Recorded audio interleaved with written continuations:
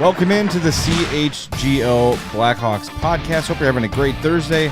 I'm Jay Zawoski with Greg Boyson and Mario Tirabassi. We're coming at you live from a very steamy Radish Garden. As the sweat marks increase, please do not tune away. Getting the greenhouse effect. Yeah, so we got to grow these radishes. Yeah, we need the mist in here. I turned the little fan on. There's a little fan towards you guys. Much appreciated. It's doing a lot. But we appreciate it, Sarah. Thank you for doing that. Thanks for joining us. Smash that like button for us on the YouTube page. Make sure you like and subscribe to the YouTube page as well. Podcast listeners, download the podcast, follow the podcasts, rate the podcast 5 stars on Apple Podcasts or Spotify. We would really appreciate that. And tell your friends about us. Everyone's interested in the Hawks all of a sudden. So, hey, you want info on the Hawks? You want it every day? Here's the place to go, CHGO Blackhawks. We would appreciate that greatly. A bunch to get to today. We have more names to add to the prestigious list of Marian Hossa's goodbye game lineup. We've got an interesting thing Greg pointed out to us about number 1 picks. And a little bit of a little thing I saw in The Athletic, which is where we're going to start. Just came out yesterday. This is Dom Luszczyszyn, who is one of The Athletic's main numbers crunchers. And basically what he did was he rated all 32 teams in the league by who had the best and worst off seasons in terms of production added and things like that. So for context, he has the Blackhawks at 23rd overall out of 32.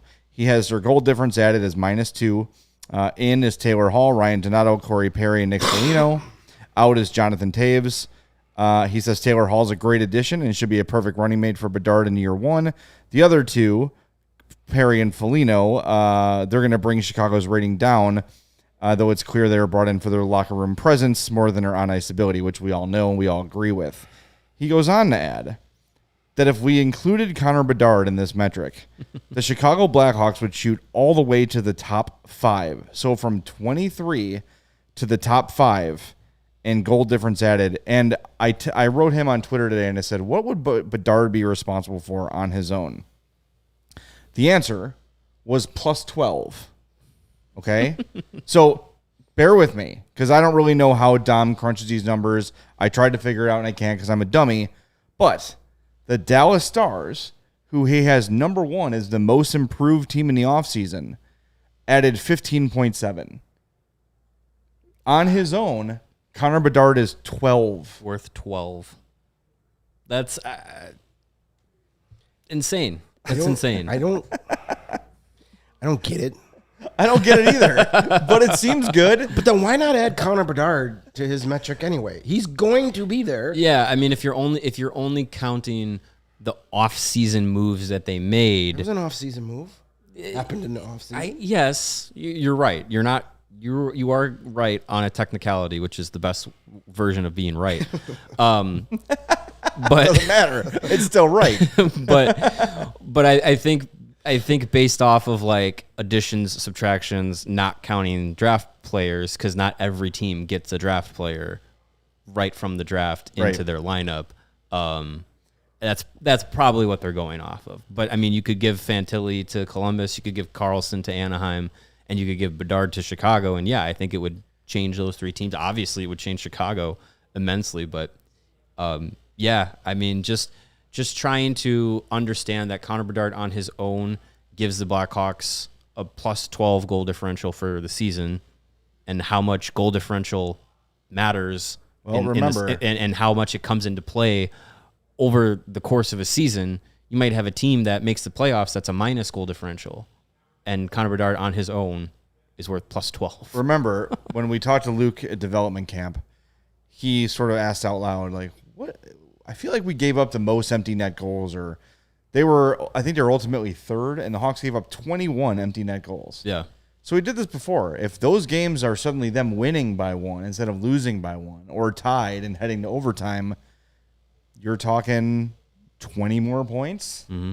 That's a significant difference to a team that had 59 last year to be in the low 80s, upper 70s potentially. Like, obviously, it changes where they land last year in the draft lottery, but yeah, I mean that is quite the difference. So, and yes, a lot of people are saying that analytics are hard to understand and it's speculative nonsense. And I kind of agree with you on all this stuff because like I read these things and I say, all right, it's just another tool I can use to kind of do my job. And we all sort of agree. I think of all sports, hockey is the hardest to be so like pot committed to analytics because it's a pinball game. Mm-hmm. It's a pinball game. There's pucks bouncing everywhere. There's post hit. There's ricochets. There's rebounds. There's guys in traffic. Like it's just really hard to put any sort of effective analytics on hockey. But the people that are paid to do it seem to believe that Connor Bedard's presence alone would jump the Hawks from 23rd to 5th. At least. In terms of most improved teams. So, yeah, because the Hawks were -2 without him, plus 12 from Bedard. That would make them a 10, tied with the Oilers based on his model with 10 goal difference added. That would be tied for 5th. Yeah. Yeah, I mean, again, these are all numbers based on averages and long-term career numbers and things like that. And you're going to have spikes one way or the other because hockey, as you said, is random. And humans are random and they don't go by what computers predict them to do. So there's value to a lot of this stuff. But again, like you can't just say that and be sure that, yeah, it's going to be a plus 12. That number sounds right to me. Yeah.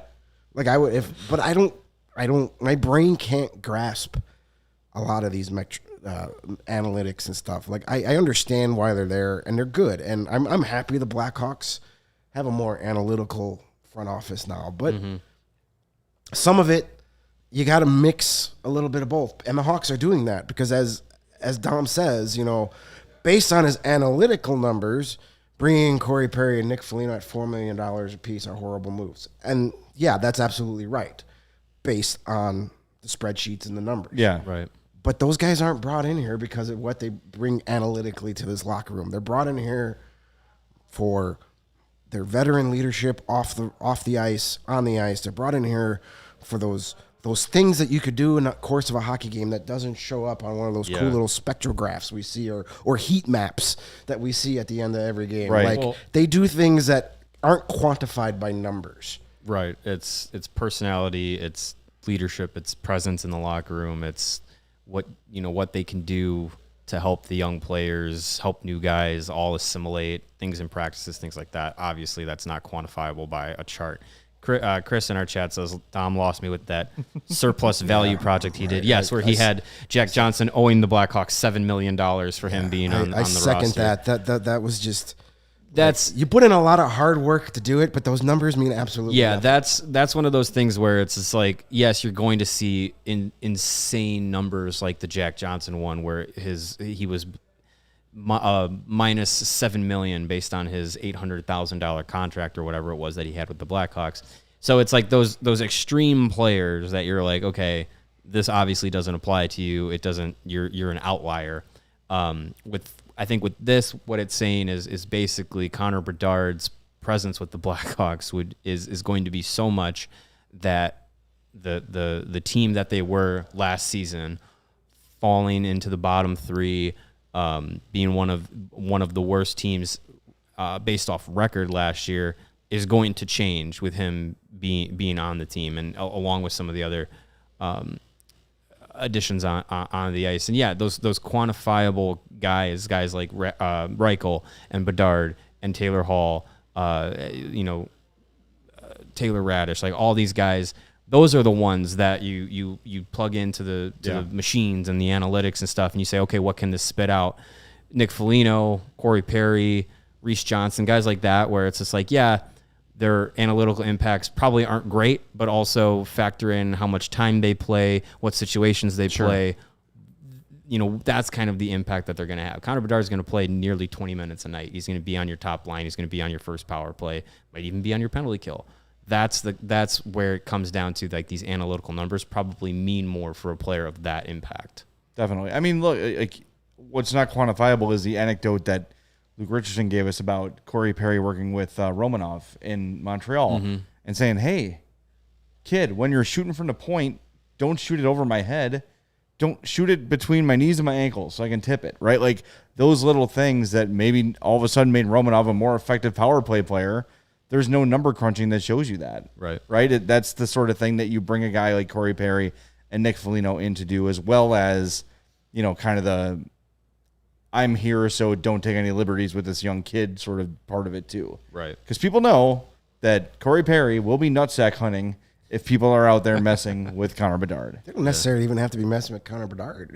Just in general. He might just do it. Yeah. He's going to say, hey, these people hate me for a reason. I'm going to make them love me for the same reason. Speaking of that, did you see yesterday on a Hawks Instagram, Corey Perry introducing his son to Connor Bedard? Yeah.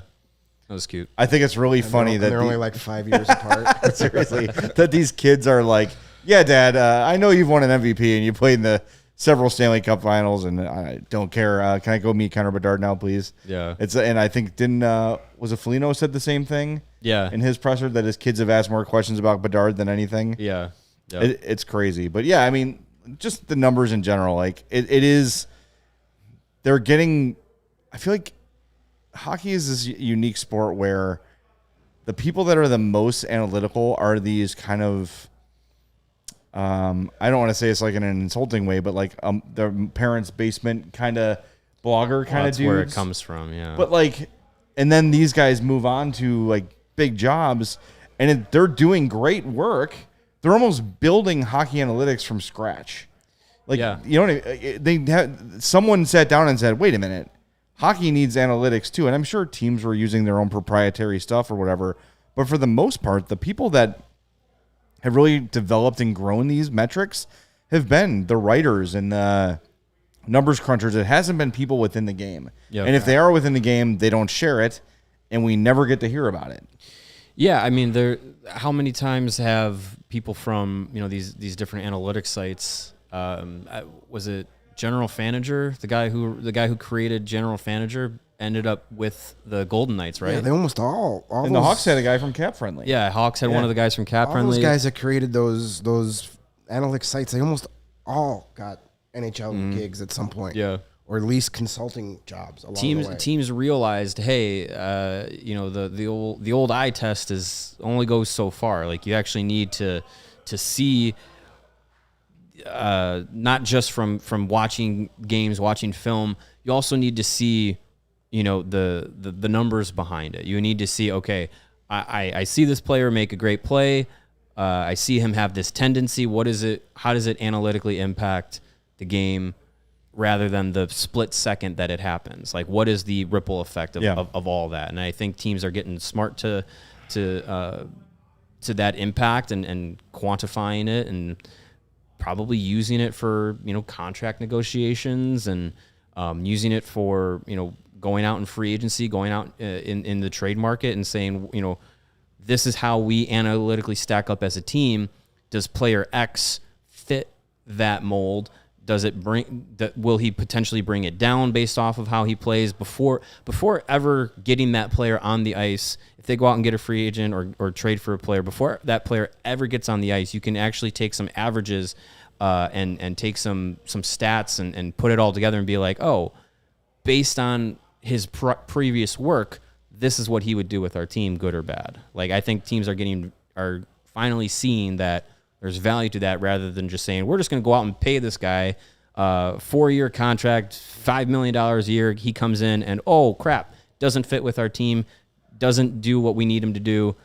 Now we're stuck with him. Well, I think, too, like that's, as teams all develop their own sort of proprietary analytics, like the Hawks are doing with Jeff Greenberg, that's why you're going to see draft boards sort of shifted very drastically, because maybe one team that, like, we know for sure the Hawks put a massive value on skating. Yeah. So they're going to weigh that more heavily than another organization might. So where the Hawks maybe had someone at 10 or 8, like Oliver Moore perhaps, other teams didn't have him as high because they don't value speed as high. So you're going to get more of those discrepancies as the draft goes on. I also think we talked about the eye test too.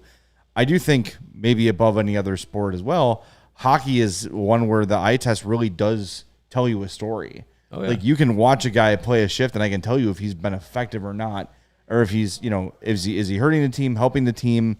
Is he controlling the puck? Is he winning board battles? Like, those are all things that, you can run your metrics on stuff and puck possession and shot attempts and all those things, but there's no metric to measure who's got the guts to go into a corner up against Zdeno Chara or a Jovanovski or whoever back in the day, right? That you just know they're coming for you. And there's no way to measure that aside from watching people play. So hopefully what the Hawks are doing now is getting a good mix of both. And it seems like it because they're focused on character, they're focused on work ethic, and they're focused on speed. And it's a matter of how each of those is weighed in their mind. Yeah, and I think this new, what is it? They call it Madhouse, their new database, whatever it is. I think sue them. Yeah, there you go. I think you know a lawyer too, don't you? Yes, I do. That's a throwback to like our really first is a throwback. Our first 5 episodes. Yeah. But like they're I think the Blackhawks have the right mix so far. They're obviously relying on the analytics, but particular ones they're looking for. But they're using the eye test as well. Mm-hmm. And character has become such a huge thing for them. And I don't know if you can quantify. Like, I don't know if there's a number. Like, this guy's a 9.5 and being a nice guy, and this guy's a 2.6. Yeah. But right. Whatever they're trying to do to find the right mix of the analytics fitting in what they want to do, you know, that character, but also, you know, how does this player play? I think you have a good mix. And I think Luke Richardson helps with that eye test part because he's more of the old school guy, played in the 80s and 90s. You know, I don't see Luke Richardson that too. Yeah, he played a long ass time. Yeah. I don't see him like sitting there with graphs and spreadsheets after games crunching numbers. He's looking at tape going, look at him hustle his ass to get to that puck. Right. That's what I want. But so I think you're getting a good mix with this front office and coaching staff because you have to find that right mixture of each. You can't just get a spreadsheet and build a team by a spreadsheet because you're going to lose a lot. Yeah, I mean, that's another thing, too, that I love about Luke is that, yes, he is more of the old school type of coach, but he's also not at all resistant to the other stuff. He doesn't poo-poo the analytics. He values it. He's not on the Tortorella side of things. Yes, he says, you know, this is not my main thing, but I appreciate all of it, and he uses it as a tool to help coach and help build lineups and build rosters and all those sort of things. That's what you want. The mixture is great to have the analytics minds. I think if we want to take it to baseball, you had the World Series Cubs led by Theo Epstein, one of the best analytical minds in the history of sports. Mm-hmm. And then you had Joe Madden, who believed in that stuff, but was a big feel guy. Yeah. Right? Like did a lot from how am I going to keep this guy feeling good about himself? How am I going to make this guy, you know, it wasn't so much about how does he do against righties in night games in Colorado. Sure, it's a factor. Well, he was more worried about like what Grateful Dead song do I play in the locker like room that gets exactly. But I think it's what works is the mix. Yeah. I don't think having a fully analytic staff, and really any sport is a good thing, but I think especially in hockey. And conversely, I don't think that a all eye test staff in any sport is a good thing either, because then you get caveman logic on your analysis, and you don't want that. I think what the Hawks have going right now, and look, it all has to play out. All these prospects we love have to play and have to pan out, but the approach is sound, and I think the way they're built is sound, because even the former players they have, like Brian Campbell, is a guy who he embraces analytics, but played the game, has played the modern game. Yeah. Right? So understanding what it takes to play in that sort of atmosphere, and they've drafted a bunch of Brian Campbell type of dudes. Well, one of your top scouts is Colin Frazier. Yes. Was Colin Frazier an analytic darling when he played? I don't think so, no. His numbers would not have been, you know, if he was added to the offseason, Dom would have given him -7 goals. His number was 46. That's all you need to know. So there you go. You have your mix. Yeah. You have your eye test guys being in eye test positions. Yeah. You have your numbers guys being in their number positions. You get them all together, and you figure out what works from both parts. It's a very smart way to do it. A good point from Corey in the chat says analytics can essentially be a set of checks and balances with those using the, quote, eye test. That's it. So is what I am observing actually happening? That's how it should be. Mm-hmm. And if your analytics are saying like, "Oh, this guy's playing really well," but the coach he's playing like shit, I'm watching him every game, every practice. He's not playing well. What's wrong with our analytics? Right. What needs to be fixed, or what am I missing? On the flip side of that, what is the coach missing while watching this player? If the numbers say he's incredibly effective, but the eye test says no, you got to fix the gap between those two things and figure out where the misinformation lies. Yeah, and I think it's finding the right mixture is the key for it, because if you're too far one way or the other, I think you're eventually going to run into problems. So and I think too the idea that the minds of coaches, the minds of coaching staffs and front offices, I think we're seeing a lot of the change in generation.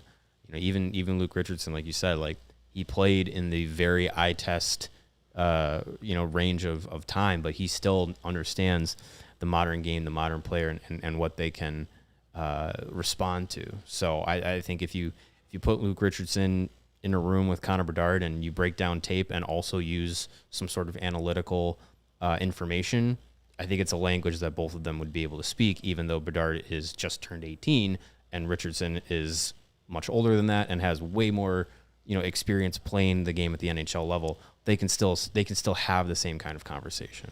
I wonder, we saw analytics take hold of baseball and literally change the way the game was played. Truly. We start talking about spin rates and launch angles and guys sacrificing, willing to strike out in order to hit that 3-run home run. Like, you never had that in the 80s and 90s and early 2000s. I mean, you had, it was more of like the old get him on, get him over, get him in. And now it's like, I'll strike out 150 times this year, but if I get that launch angle and I can hit 45 3-run homers, I'm worth more to you. Yeah. Right. Are we ever going to, I can't see that ever happening in hockey where analytics completely revolutionizes. I don't think so. How it's too random. You can't be one-dimensional in hockey. No. Look at Dominik Kubalik.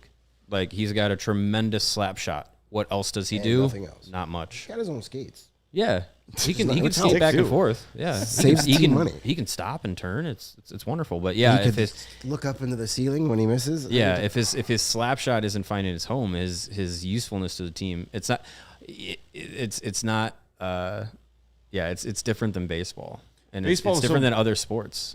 Baseball's so perfect for analytics because it is a series of one-on-one matchups. And actually, beyond that, one-on-one events. Yeah. It is pitched, ball, hit ball. Mm-hmm. And even as you get into like the fielding and everything, there's usually one guy that can make a play on the ball. Yeah. So it's easier to break down the fielding and everything. Like, it's just the game just lends itself to the analytics.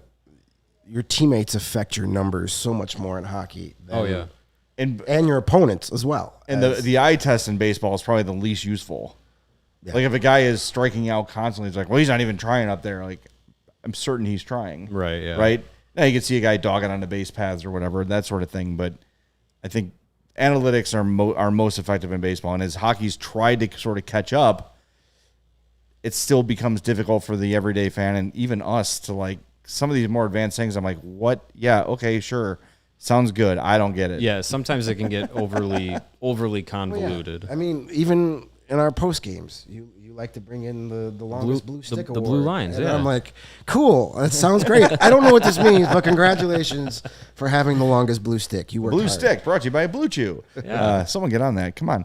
That would be great. Yeah. So, hey, it's another thing to fill time with in the offseason, but it's just more evidence of how, no matter how much you understand or how much you believe in these analytics, everybody from eye tests, meatheads to complete stat wonks all believe Connor Bedard is going to be absolutely great.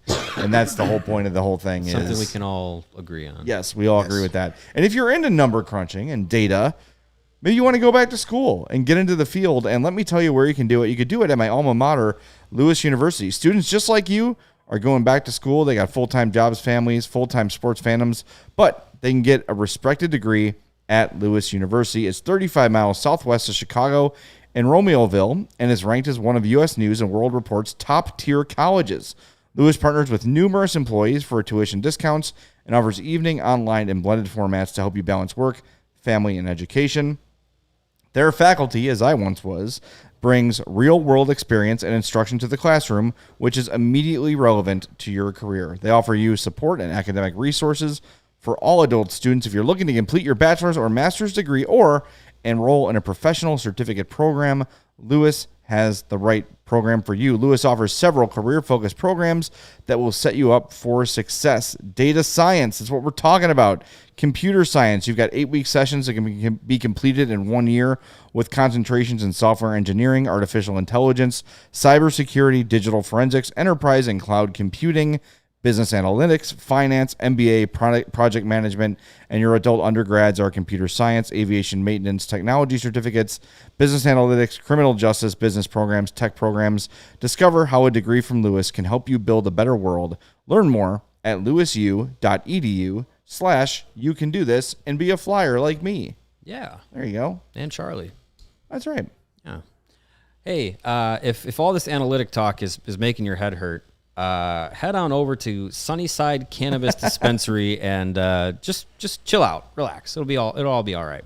Sunnyside is your home for judgment-free cannabis shopping, a place where all kinds of visitors are welcome to explore, discover, and purchase a wide array of high-quality products. Sunnyside has everything you need to elevate your summer. It is a one-stop shop for all of your cannabis needs, no matter where you are on your cannabis journey. Easy online ordering and in-store pickup are available. Great transparent loyalty program as well. The Sunnyside Rewards program. It is Illinois' favorite dispensary from city to suburbs, Wrigleyville to River North, Champaign to South Beloit. And how can you argue with all of these amazing products that Sunnyside offers? Their in-house brands, the Mindy's, the best tasting gummy and chocolate edibles created by James Beard award-winning chef Mindy Siegel and Cresco Labs.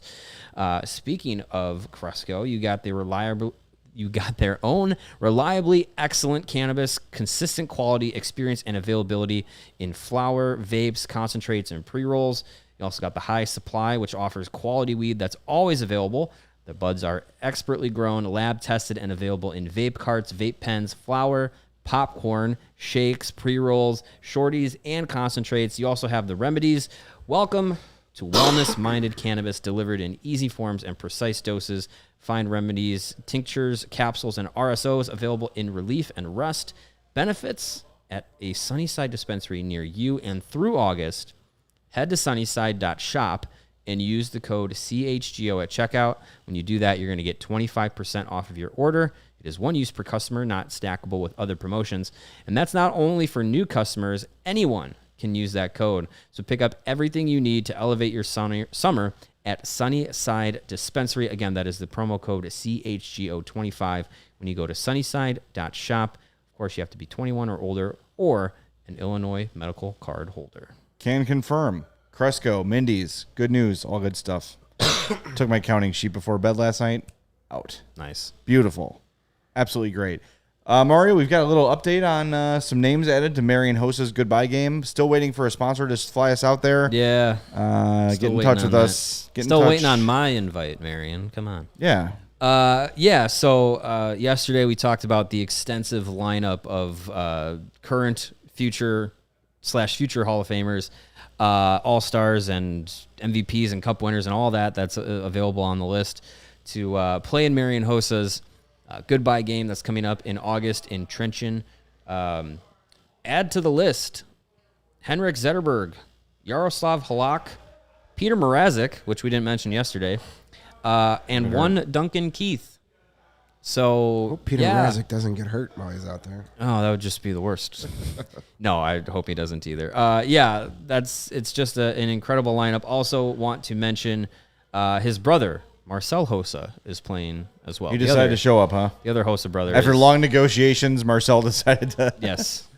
Marcel Hossa is going to be there, but will Marcel be there? Ooh, that's a good question. He's going to be with the Ice Hogs this year. Yes. You guys talk about that yesterday? We did briefly talk about that. Yes. I was happy to see that. I was going to text you guys when I saw the email in my email box, but since I was out of commission for most of the day yesterday, I didn't see that email till like 5:30 in the afternoon and realized it was sent at like 9:30 in the morning. I'm like, you guys probably already know. Yeah, we saw it. What's crazy is there are still 11 spots in Hossa's roster of stars. Yeah. 2 fats and a skinny line. There you go. That's right. From ice hockey. Hey, we invited Hossa to our home base. We're coworkers. Return the favor. The least he could do. Colleagues. We're best friends and colleagues, right? Honestly. There's a picture to prove it. Yes. Several. He graced us with his presence. Several pictures. Yeah. So it's just it's crazy, and we said yesterday, really, really, really hope that there's a way for this to be broadcast in North America, with the amount of former and apparently current Blackhawks that are playing. It'd be sweet if the Blackhawks set something up. We talked yesterday, like maybe they could, simulcast it on their YouTube page or something like that. Even if it's all in Slovakian, like I just want to see this game happen. I don't think it's out of the question. I think there's a chance it could happen. I don't know completely the logistics, but I think it's being considered and figured out. I know there's a lot more that goes into it than just turning on a YouTube page and hitting go. Sure. There's sponsorships. There's all sorts of things that YouTube is very itchy about, copyright violations. So sure, if music plays in the background and the Hawks don't have the rights to it, like it's a whole thing. It's a whole thing with YouTube. So I think the Hawks, I would be surprised if they're not trying. I'm also shocked that not even like NHL Network or TSN or somebody is not like, hey, let's just get a camera crew out there. Like this is pretty incredible. That's been one of my complaints about them all the time is like, how often do we hear about these alumni games or these fun charity games that happen? And like, we never get to see any of it. Yeah. Come on. Like, I know they do the Winter Classic one most years. And okay, you get some guys kind of go out there and half-ass it like a pickup basketball game or whatever. But at least you get to see some former greats. I think you've got this Hossa game, a lot of guys who are either still playing or recently removed from playing that will go out there and I don't know. I just want to see it. I don't know. I hope somebody somewhere finds a way to get it done. Well, if not, I got one of those fun little apps on my Fire Stick that I think I can get Slovakian live TV on. Sweet. So you guys can. So you're calling that now Slovakian live TV? Party at Greg's house. Yes. It's late night Slovakian live TV. You guys bring pizza. I'll provide the entertainment. I had a friend who said he was watching a washing machine repair documentary. Like, okay, I know what you're talking about. I like that. Yeah. Sure. No, I am actually looking forward to using this app this season because I'm pretty sure I can get like the KHL games and the Swedish League games and all the Canadian Junior League games. So be nice. I might have to find out about this here Fire Stick app. I just made my significant other's life worse because now I found a way to watch even more hockey.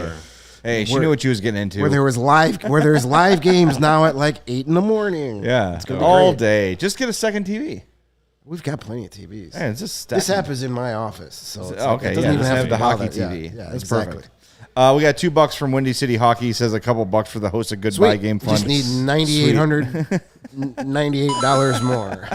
Exactly. Nice. That'll pay for the extra peanuts on the flight over. Does someone want to take Bijan's comment or what do you say? Really good feet shows in Slovakia. I'll take your word for that. All right, well, it's not my thing. Once the Hossa game is over, when we're at Greg's watch party, we'll look for the feet watch shows. Some Slovakian feet TV. Interesting. Speaking of the game, I wonder if Patrick Kane was healthy, if he'd be playing in that game.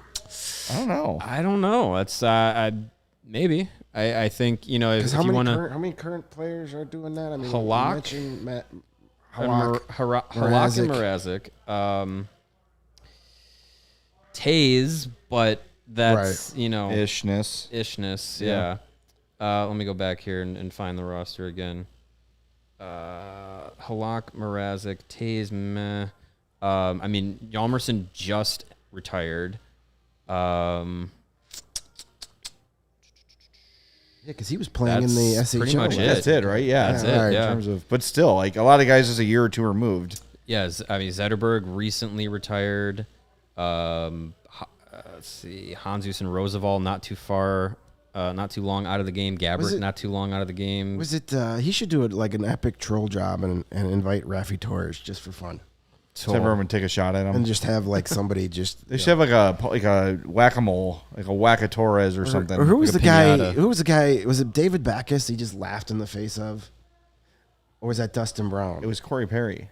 Corey Perry, that's Remember right. Corey Perry took Hossa's stick and then like kicked it on the ice and he's like, dude, what are you doing? Yeah. Like, what are you doing to me? Like, stop. There was a Blues guy. Maybe look, if Marty McSorley, not Marty McSorley, Darren McCarty and Claude Lemieux can come together. No, screw that. No, Rafi Torres. I don't think Rafi Torres and Hossa will. No, that's not going to happen. No, not. And nor should it. Not worth it. Chara is another one that just recently retired too. It's his neighbor. He's got to be there. Yeah, they're good buddies. Yeah. They're good pals. Yeah. If you've been paying attention to Marian Hossa's Instagram, him and Marian Gaborik have been doing a lot of hanging out together Second too. best Marian. Yeah. Marian number 2. Yeah. I do kind of find it funny that he announced like 30 players before he was like, oh yeah, my brother's coming too. Yeah, Marcel. I guess we found a room for Marcel. Should have his dad play. His dad looks like he could still like yeah. Maybe he will. F some stuff up out there on the ice. Maybe I would just love to. I just really hope there's a way for us to see this, honestly. Even if it's a replay, I just want to watch it. So I'm sure there'll be some sort of They'll live stream. If anything, we'll get, I'm sure we'll get some people putting stuff on. I mean, Marian has to know that there's probably more people in the North America that wants to see this than in Slovakia, so he's going to make it happen. Yeah, maybe. So, yeah. What was the date on that again? I think it's August 18th. All right, Yeah. so we got about a month, a little less than a month before that happens, so Let me check that. that'll be fun. Maybe I think it's August 18th because it's 8-1-8, and the game starts at 18-18. Like it's a whole bunch of 1 and 8. August 18th, Yeah. okay. 8-1-8. Yep. 8-1-8 p.m. So it's probably at like 4 a.m. here. Probably. So maybe if we can find like a live feed, we could do 6 like p.m. We could do like a It is currently overnight live diehards watch party. It's currently 9:41 p.m. in Slovakia, so they're 7 hours ahead of us. So that would be 8 like, o'clock would be 1 in the afternoon. Oh, But perfect. 18 would be 6 p.m. Yes. 1800. Yeah. Oh, in military time. Mm-hmm. So that's p.m. so that's 11 a.m. All right, screw it. That day's show is going to be a live. We're just going to. I'm not going to have a show. watch We're just gonna along? have a live It'll watch be along. The hosting game. It'll be us searching for a pirated broadcast on the internet. That's what we'll do. That should be fun. Yeah. It'll be from my living room in Wilmette with my hockey TV app. We'll be there. Perfect. If they can do it from Studio H at Hoag's house, we can do it from Studio G at Greg's house. Yes, Yeah. it's a lot cooler in Studio sounds G good. than it is in Studio You had a couple things today you wanted to share. You had the Erik Karlsson trade, which seems to be really percolating. Yeah. And how the Hawks might get involved. You had something about number 1 picks you wanted to get to, too. Why don't you? Yeah, well, I think the number 1 picks is something we can fun and like deep dive into maybe tomorrow. Sure, that sounds great. It was just a fun little thing ESPN did where they took the top 8 most hyped number 1 picks and like put them in a little head-to-head matchup. Our Connor Bedard did not fare so well because he had a first-round matchup against Mario Lemieux. Yeah. It's just kind of a fun thing. So it just got me thinking of like we could look back in time and see how many number 1 picks were actually worthy of that and how many were kind of meh.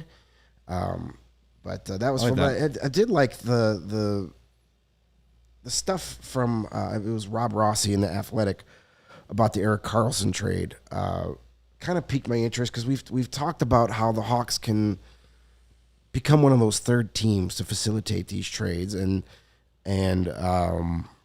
Kyle Davidson said he still might want to bring in a veteran right-handed shot defenseman. He said it many times. Right. And usually if he's going to say it that many times, It's very specific. He's going to try and do something. Yeah. And we've gone over the right-handed defenseman free agents that are still out there. A lot of them are still free agents for a good reason.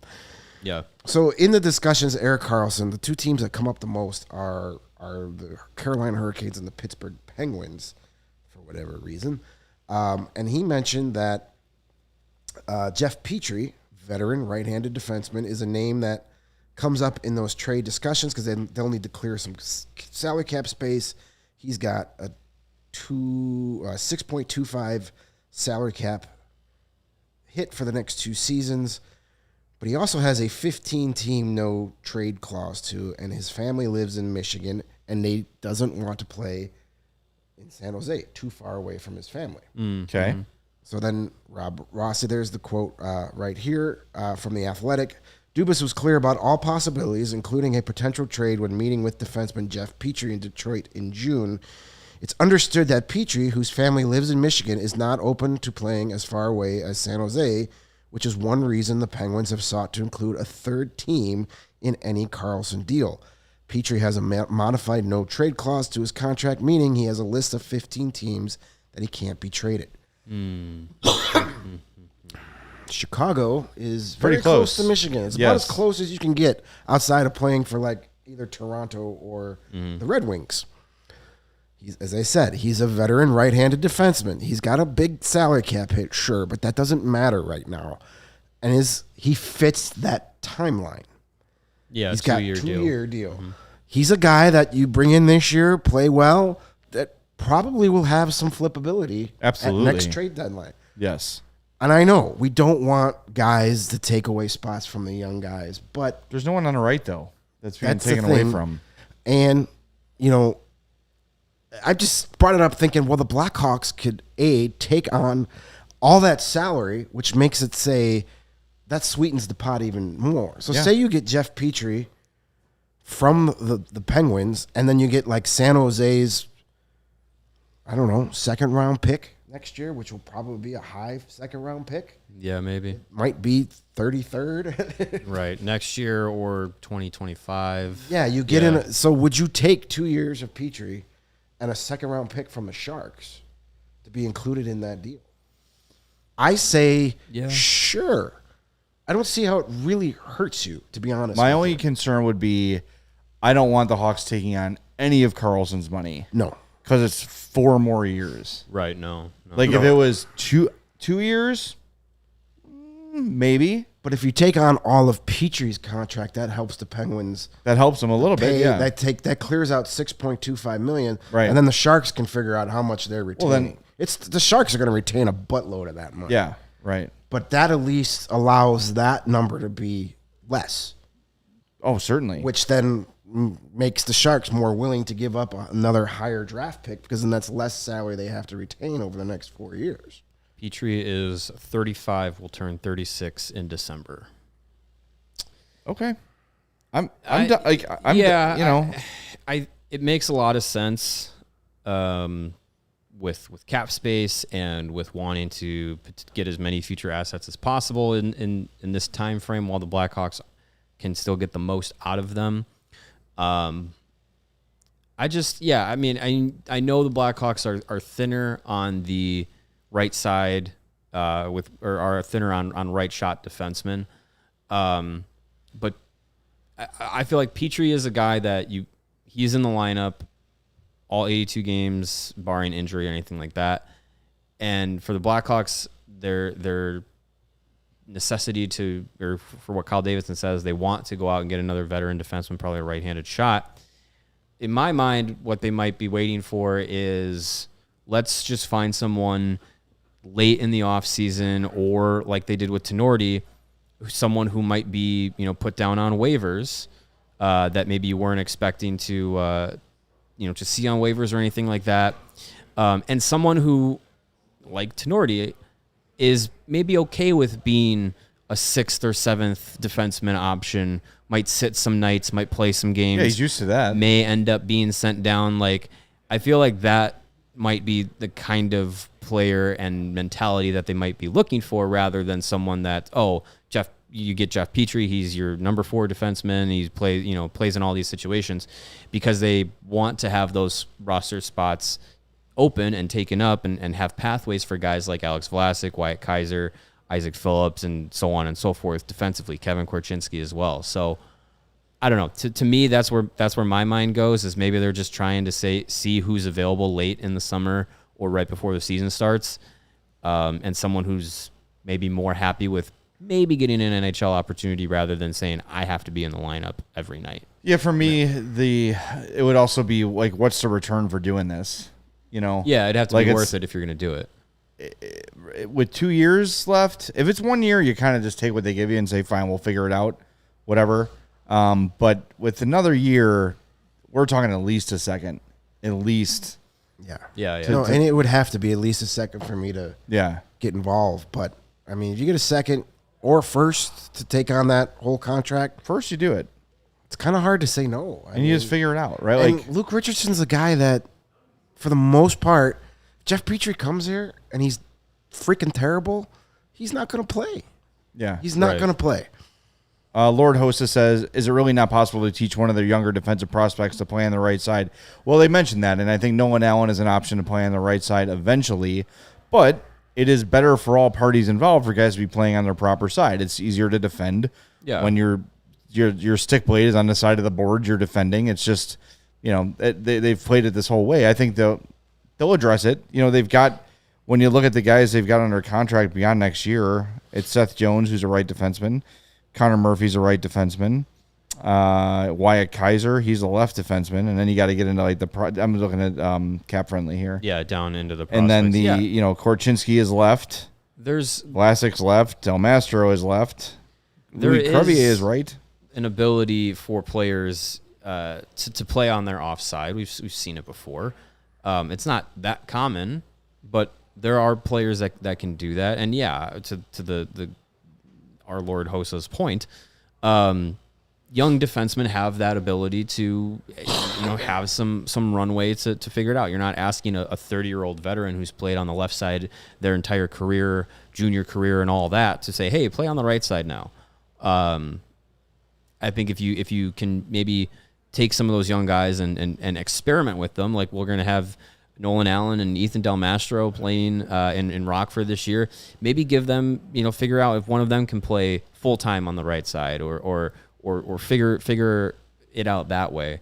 You have time to experiment and you have time for some of these players to grow if you want to go that route. But I mean, as far as having this be a future concern, because they're not trying to contend this year, it's not a roster position that is going to make or break their season this year. Their season isn't made to be made, so to say. So I think if you want to look down the line, you could bring in a free agent. You could bring in somebody in a trade. You could draft somebody who's going to be, in your NHL lineup in a year, 2, 3 years down the road, who's a right shot defenseman, and you don't have to worry about this beyond the season. Yep. There's a lot of options there for them. Well, as Corey mentioned, the Sharks have 2 second-rounders next year, their own and their one in the Timo Meier trade from the Devils. I would want the Sharks second-rounder because the Devils second-rounder could be in the Couldn't 50. you just say the better of the two? It's going to be the Sharks. Yeah, of course. Yeah. But The Sharks. Conditional second. Yeah, I mean, the Sharks, the way things are going, that Sharks second-round pick will probably be no later than 37. I wouldn't think so. Where the Devils, they get Connor Hellebuyck. Yeah. It could be 62nd. Right. Yeah, 50s, 60, 64 or something. Yeah. It could be somewhere around there. So, it's just one of those things. The Blackhawks have the ability to be a player in it, but I don't think Kyle Davidson's going to be a guy that just does it just to do it because I can facilitate these. It's going to be worth his while, right? And it's just something I want to bring up. To think, if it gets you a second-round pick at the least, why not? And then if Petrie plays well enough to where you can turn him into a third or fourth rounder at next year's deadline, you're getting 2 draft picks to basically just take on salary for a year and a half when the salary cap is non-consequential to you. Yeah. It's just a matter of what value does he have at that point. He's already pretty old. He's already pretty slow.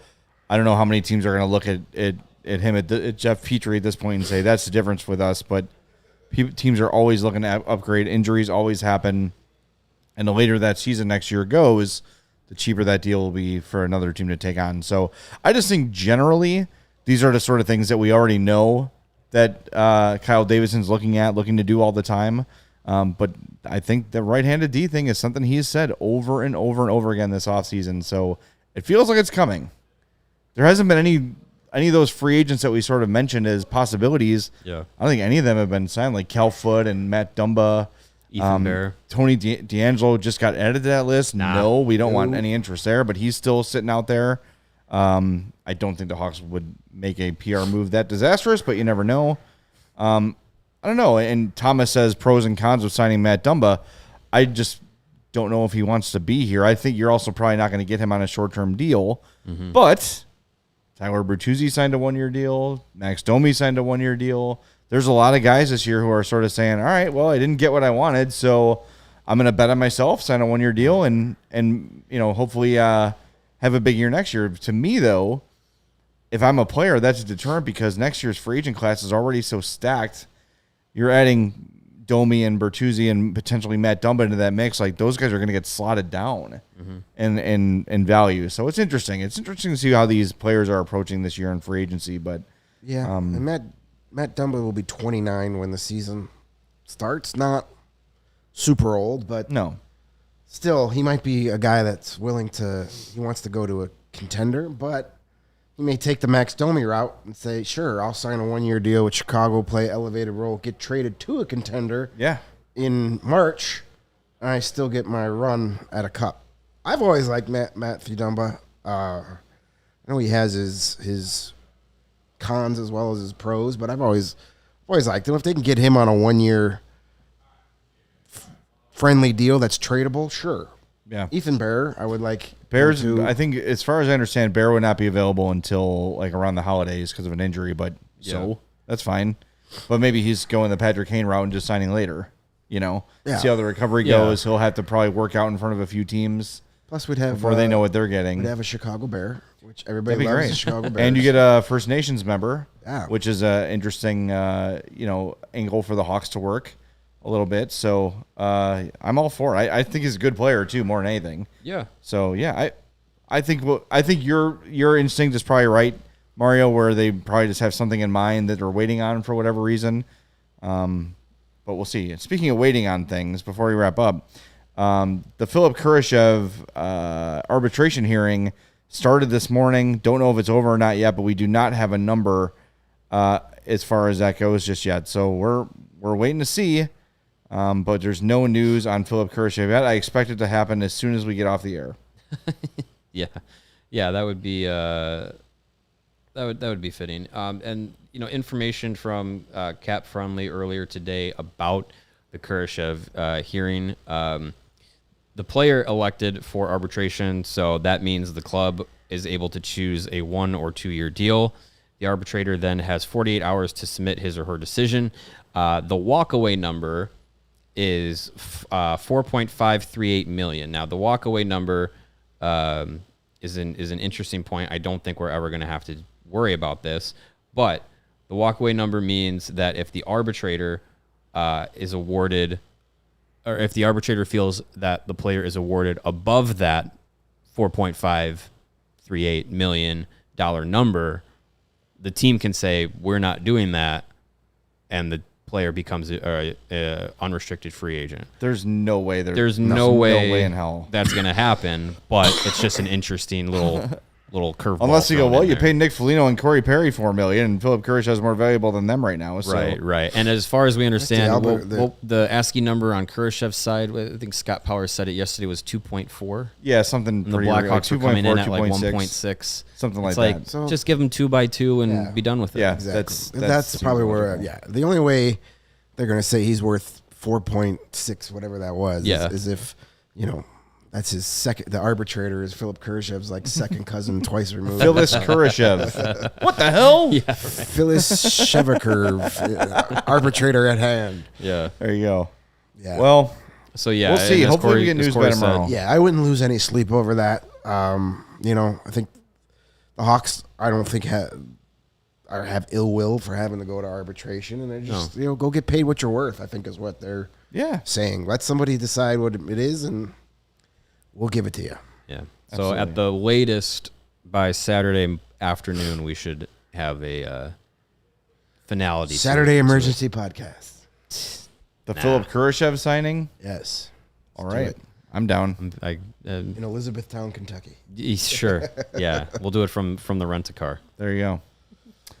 All right. We got to wrap up, but first we want to tell you how to keep your eyeballs from setting on fire. Yes. Especially when you're in Elizabethtown, Kentucky, or any other city that is enjoying warm weather right now. You can take on the sun with gear built to last. Our friends at Shady Rays have you covered for the warm weather ahead with premium polarized shades at an affordable price. Shady Rays is an independent sunglasses company that offers a world-class product that's just as good as any expensive pair we worn. I say even better. Durable frames and extremely clear optics for all your outdoor adventures, like emergency podcasting when Taylor Hall is traded while you're in a gas station in Kentucky. We had our Shady Rays on. They worked out perfectly for that situation. That's not all. Shady Rays offers the most insane protection in all of eyewear. Every pair of sunglasses is backed by lost and broken replacements. If you lose or break your pair, even on day one, they told us they're going to send you a brand new pair, no questions asked. You can wear your Shady Rays with confidence because they have your back long after you purchase. And together with their customers, Shady Rays is providing much-needed support to nonprofit partners through the United States with their Shady Rays Impact Program. From building play sets for pediatric cancer patients to providing young adults with MS the outdoor adventure of a lifetime, Shady Rays is making an impact in your community and others like it now and for years to come. And if you don't love your Shady Rays, you can exchange for a new pair or return them for free within 30 days. There's no risk when you shop. Their team always has your back. And exclusively for our listeners, Shady Rays is giving out their best deal of the season. Go to shadyrays.com and use the promo code CHGO for 50% off 2 pairs of polarized sunglasses so you could try for yourself.